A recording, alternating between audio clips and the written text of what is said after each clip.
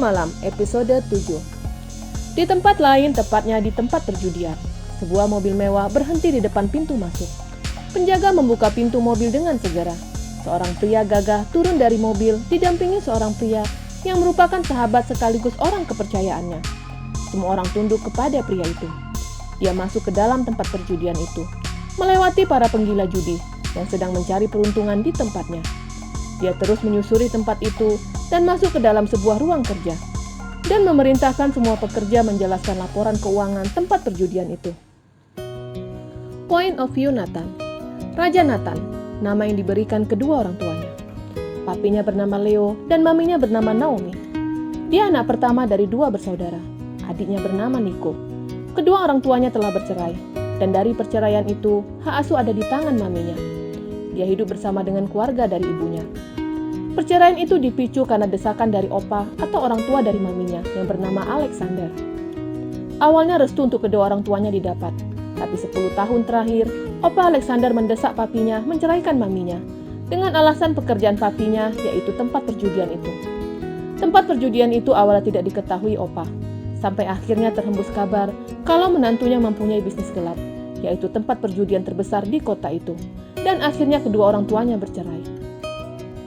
Tidak hanya sampai di situ, walaupun bercerai tapi papinya tetap menjalankan usaha yang telah dirintis dia dan keluarganya, dan telah mewariskan bisnis itu kepada anak sulungnya, tentunya secara diam-diam tanpa tahu keluarga maminya.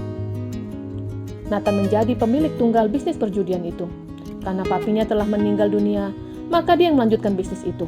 Tapi dia melakukan secara apik.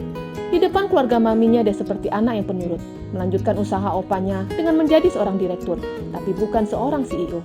Untuk posisi itu belum diisi, dan dia sedang mengincar posisi itu untuk menambah pundi-pundi rupiah. Apa semua ini? Tanyanya kepada pekerjanya yang berjenis kelamin pria. Itu laporan keuangan kita. Bulan ini kita banyak mengalami kerugian. Jelas pria itu. Rugi kamu bilang? Nathan melempar berkas yang ada di tangannya ke arah pria di depannya. Walaupun aku baru 3 tahun ini memegang bisnis ini, tapi jangan kamu pikir aku bodoh, teriak Nathan. Benar tuan, banyak yang berhutang kepada kita, dan mereka tidak bisa bayar, jelas pria itu. Kumpulkan semua orang yang berhutang, titahnya. Pria itu segera mengerahkan para penjaga untuk mencari orang-orang yang berhutang di tempat perjudian mereka. Bukan hal gampang untuk mereka mengumpulkan orang yang berjumlah hampir ratusan. Andre langsung memerintahkan pelayan untuk membawakan minuman alkohol untuk teman sekaligus bosnya. Pelayan segera membawakan 1 botol minuman keras beserta gelas dan es batu. Pelayan ingin menuangkan minuman itu ke dalam gelas kaca yang berbentuk persegi. Keluar, kita Andre. Pelayan wanita itu segera keluar. Andre yang langsung melayani Nathan, mengambil beberapa bongkahan kecil es batu yang berbentuk balok dan meletakkan di atas gelas persegi itu. Lalu menuangkan sedikit minuman alkohol di dalamnya. Minumlah, ujar Andre menyerahkan kepada sahabatnya. Thank you, sahutnya sembari menerima gelas itu dan melonggarkan dasi yang dikenakannya. Setiap aku datang ke tempat seperti ini, pasti masalahnya sama. Uang dipinjam dan tidak dikembalikan, gerutu Nathan. Iya, kamu benar. Mereka tidak punya modal, lalu meminjam dari kita. Dan ujung-ujungnya tidak bisa bayar, sahut Andre. Aku capek melakukan pekerjaan ini sembunyi-sembunyi, gerutunya sembari menjatuhkan tubuhnya di atas sofa. Tapi pekerjaannya harus dilakukan sembunyi-sembunyi, karena jika sampai halayak ramai tahu, maka Opa Alex akan merasa sangat malu, sahut Andre. Hanya karena opa golongan ringrat membuat kau melakukan ini secara sembunyi-sembunyi, gerutunya.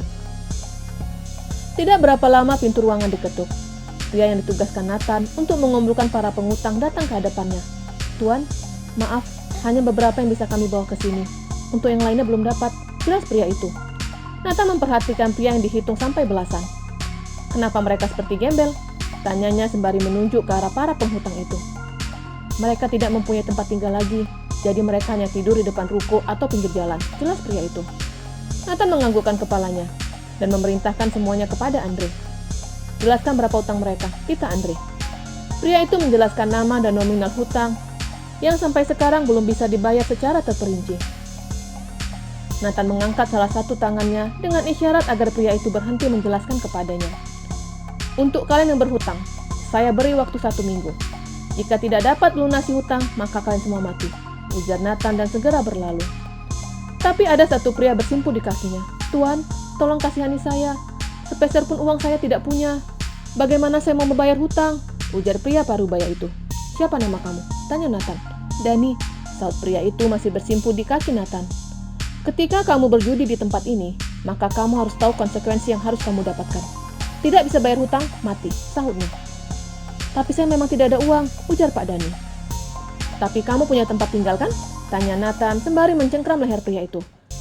Tidak ada, semua sudah saya jual, sampai anak kandung juga saya jual, sahutnya jujur. Mendengar itu membuat Nathan langsung menendang perut pria itu. Tendangan itu sama seperti dia melakukan kepada anaknya Dewi Mentari. Pak Dani sampai terjerembab sampai ke dinding. Tendangan itu membuat Pak Dani kesakitan. Orang tua macam apa kau? Teriaknya marah. Bebaskan anakmu dari tempat setan itu, maka hutangmu bebas. Teriak Nathan marah. Baik tuan, sahut Pak Dani sembari berlalu diikuti semua para penghutang yang lain. Nathan menjentikkan jarinya kepada pria yang bertanggung jawab untuk tempat itu. Awasi semuanya. Dan waktu hanya 1 minggu. Jika dalam 1 minggu belum ada yang melunasi, kabari. Tita Nathan. Baik tuan. Nathan berlalu bersama dengan sahabatnya. Walaupun dia pemilik tempat judi, tapi dia tidak suka berjudi. Dia lebih memilih meminum alkohol daripada menghabiskan uang yang menurutnya hanya berputar di situ-situ saja. Di dalam mobil, Andre melirik bosnya yang sedang duduk di baris kedua. Kenapa kamu menatapku seperti itu? Tanya Nathan. Aku heran saja denganmu. Kenapa kamu menyuruh pria itu untuk membebaskan anaknya? Tanya Andre sembari menyetir. Aku benci dengan pria yang menjual anak kandungnya, sahutnya jujur. Tapi kamu juga main dengan para perempuan malam, timpal Andre lagi. Nathan langsung menghela nafas sepanjang. Semua ini karena Valencia, sahutnya. Lupakan Valencia, dia sudah sukses menjadi artis luar negeri. Tidak mungkin dia mau denganmu lagi. Sainganmu artis, dan itu sangat berat, ujar Andre menasihati. Tapi aku lebih kaya dari mereka, sahut Nathan santai. Tapi buktinya, kekayaan yang kamu miliki tidak membuat Valencia menetap di sini. Ucapan Andre membuat Nathan diam. Malam ini kita bermalam di sini. Bawakan satu wanita cantik, titahnya. Oke, sahut Andre. Ingat, sebelum membawa ke hadapanku, pastikan dia harus bersih dan satu lagi, jangan menor, ujar Nathan mengingatkan. Setelah menurunkan Nathan di sebuah hotel bintang 5, Andre harus mencari wanita yang diinginkan bosnya. Menyusuri kota kecil itu dengan mobil mewah. Sedangkan Nathan membersihkan tubuhnya di bawah pancuran. Setelah selesai, dia menegakkan alkohol ke dalam tenggorokannya. Di tempat prostitusi, para pengunjung telah memadati tempat itu. Para PSK mulai menjajakan dirinya kepada semua pria hidung belang. Dan di tempat yang berbeda, Tante Gita sedang bersusah payah menarik tari untuk keluar dari tempat itu ke tempat acara. Wisnu, ayo bantu, titah Tante Gita. Wisnu tidak mau menolong. Dia tidak rela jika Tari melayani pria lain selain dirinya. Aku tidak mau, teriak Tari sembari berpegangan pada handle pintu. Karena Wisnu hanya menonton, akhirnya Tante Gita menyuruh pengawal untuk menarik dan menggendong Tari ke tempat acara. Tari memberontak sembari terus menendang perut penjaga, tapi dia tetap dibawa ke tengah-tengah. Para PSK mulai melakukan kegiatannya dengan memijat para pelanggan. Malah kadang ada pria yang ingin langsung melakukan di tempat keramaian. Tapi para PSK menolak mentah-mentah. Tangan para lelaki hidung belang telah merajalela entah kemana. Dan ketika ada seorang wanita diturunkan penjaga dan diletakkan di tengah-tengah, membuat para hidung belang menoleh ke arah sana. Lampu sorot langsung ditujukan ke arah Tari. Selamat malam semuanya, ini barang baru, ujar Tante Gita. Tari menundukkan kepalanya sembari menurunkan pakaiannya agar pahanya tidak menjadi konsumsi para lelaki hidung belang. Tante, berikan barang baru itu kepadaku, ujar seorang pria parubaya. Melihat penampilan pria dengan perut buncit membuat Tari ketakutan. Dan dari pria lain juga menginginkan Tari. Mendadak para PSK yang ada di situ tidak dilirik sama sekali. Tenang semuanya, barang ini masih sangat mudah. Seperti biasa saya akan melelang. Yang paling tinggi bisa menidurinya, ujar wanita parubaya itu. 500.000, ujar seorang pria. Apa? 500.000? Itu hanya harga pakaiannya, sahut Tante Gita mengejek. 2 juta, sahut seorang pria. Tante Gita menggelengkan kepalanya. 3 juta, tawar seorang pria lagi. Dan yang menawar lagi dengan harga 5 juta. Tante hitung sekarang. Dan ada penawar lagi dengan menyebutkan harga 10 juta. Hal itu membuat Tante Gita sangat semangat. Baik, Tante hitung. 1, 2. Dari belakang, ada seorang pria dengan menyebutkan nominal yang cukup besar. 50 juta. Ujar seorang pria yang tidak terlihat wajahnya. Semua yang ada di tempat itu langsung menoleh ke arah pria itu. Begitupun Tari ikut mencari asal suara itu. "Apa masih ada yang bisa menawar harga dari pria di sana?" tanya Tante Gita. "Tidak ada yang berani memberikan harga lebih dari pria itu." "Baiklah, malam ini Dewi jatuh ke tangan pria di ujung sana," ujar Tante Gita senang. Untuk pertama kalinya ada yang berani menawar nominal cukup besar untuk anaknya. "Ayo sayang," Tante Gita menarik tangan Tari. Tapi anak baru itu memberontak, membuat pria di ujung sana terus memperhatikan.